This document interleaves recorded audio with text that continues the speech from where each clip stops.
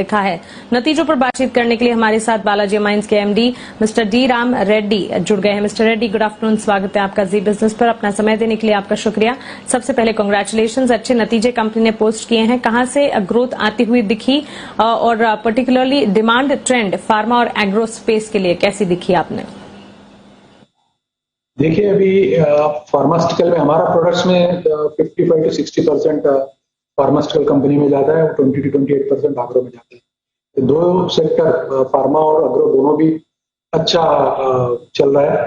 और फार्मा में जो प्रोडक्ट्स जाते हैं वो सभी डिमांड में दिख रहे हैं। हमारा सभी प्लांट्स मोर देन 95% पे चालू है और जितने भी सप्लाईज चालू है उसके price realisation because of the higher capacity पे जो चल रहा है, जिसके वजह से मार्जिन्स का इम्प्रूवमेंट हुआ है। जो पिछले साल के हिसाब से देखें तो 919 करोड़ हम पिछले साल 31 मार्च तक किए थे।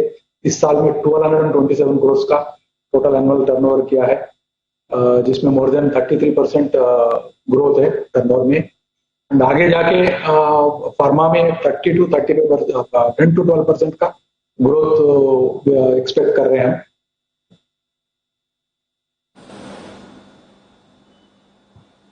बिल्कुल, चाइना से डिपेंडेंस कम होने का कारोबार को क्या कुछ हद तक फायदा फिलहाल मिलना शुरू हुआ है? करंट परफॉर्मेंस जो है कितनी सस्टेनेबल लग रही है और चाइनीज प्लेयर्स से कंपटीशन कितनी कम होती हुई दिखी और इसका कितना असर आप फिलहाल देख रहे हैं? इसमें बहुत सारे प्रोडक्ट्स में चाइनीज का चेंजेस हुआ है। ये परमानेंट रहेगा या यू टर्न होने वाला है पता नहीं, लेकिन हमने 2-3 प्रोडक्ट का मैं आपको उदाहरण देना चाहता हूँ। जैसा हमारा एक प्रोडक्ट है ट्राइथैलामाइन करके, 1 साल 1.5 साल पहले वो कम से कम 3-4 हजार टन का प्रोडक्ट इंडिया में आता था। जो हमारा प्रोडक्ट ट्राइथैलामाइन करके जो प्रोडक्ट है, इस साल में सिर्फ 200 टन का इंपोर्ट हुआ है, जिसका हमने नया एक्सपेंशन किया। जो आज नए जितने भी मॉलिक्यूल्स जो तैयार कर रहे हैं, स्पेसिफिकली कोरोना के लिए जो यूज करने वाले बहुत सारे ड्रग्स में ये ट्राइथैलामाइन जाता है। द सेम वे एक और प्रोडक्ट है हमारा ईडीए करके, जिस प्रोडक्ट पिछले साल में इतना डंप होता था चाइना से, हम गवर्नमेंट के साथ गवर्नमेंट ऑफ इंडिया को रिक्वेस्ट करते थे इसके ऊपर कुछ पाबंदी रखे, जो इंपोर्ट होता है हमारा प्रॉब्लम हो रहा है करके। बट आज उल्टा है, उसी प्रोडक्ट को हम चाइना को एक्सपोर्ट कर रहे हैं। पिछले क्वार्टर में 1000 टन के ऊपर हमने वो जो प्रोडक्ट है ईडीए करके जो प्रोडक्ट है हमने एक्सपोर्ट किया है। इससे साफ नजर आता है कि चाइना का इधर उनका पॉलिटिकल स्ट्रेटेजी बोलो या फिर कोई कमर्शियल स्ट्रेटेजी बोलो, चाइना से प्रोडक्ट्स बहुत सारे प्रोडक्ट्स आना बंद हो गया है। उल्टा डिपेंडेंसी कम हो गया है इंडिया में।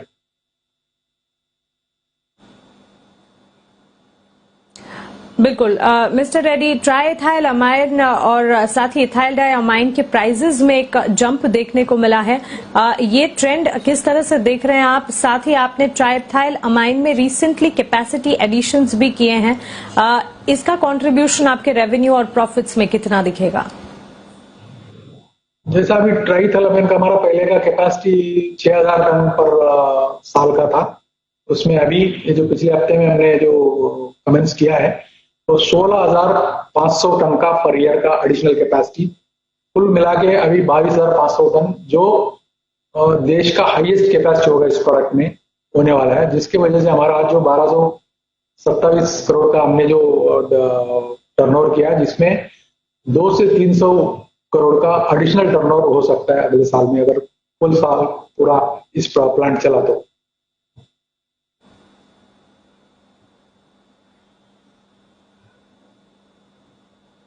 ओके, साथ ही प्राइसिंग ट्रेंड को अगर समझने की कोशिश करें, की केमिकल्स के प्राइस ट्रेंड फिलहाल कैसे दिख रहे हैं? शार्प सर्जेस रिसेंटली हमने देखे हैं, इसका असर आपके मार्जिन्स पर कैसा दिख रहा है? और साथ ही आपके रॉ मटेरियल्स जो हैं उसके प्राइस में भी जंप देखने को मिला है, इसका इम्पैक्ट क्या देख रहे हैं आप?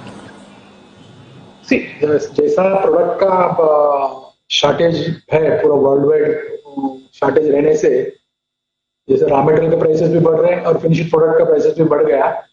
Because there is a shortage in world market, we are in a position to pass on this increase.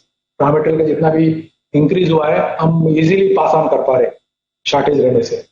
So I don't think अगले 2-3 महीने में कोई प्रॉफिट पे या मार्जिन पे इम्पैक्ट रहेगा, ऐसा कुछ दिखता नहीं है।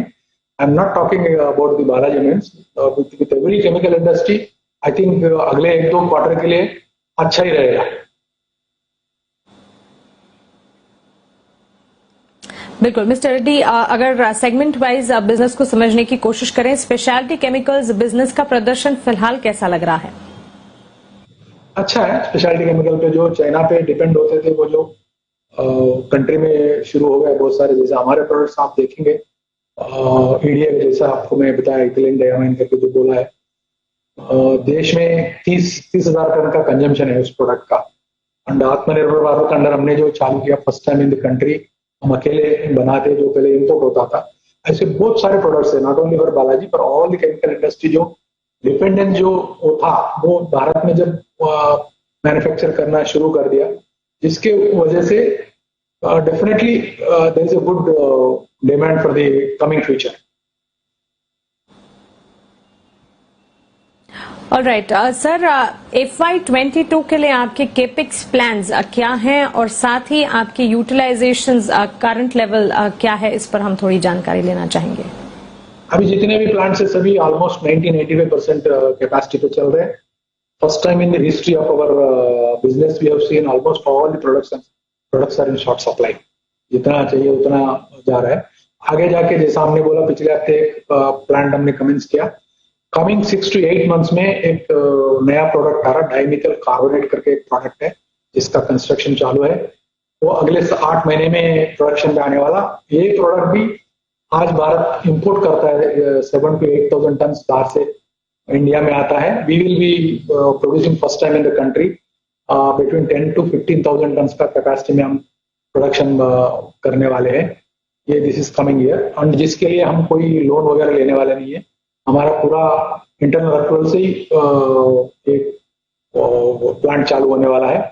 और आपके इंफॉर्मेशन के लिए हमारा Balaji amines as at today it's totally debt free है, कोई लोन नहीं है हमारे कंपनी पे, टोटली इंटरनल डेट्स पे चल रहा है। इवन वर्किंग कैपिटल भी हम कोई बैंक से यूटिलाइज नहीं कर रहे because of our internal approvals.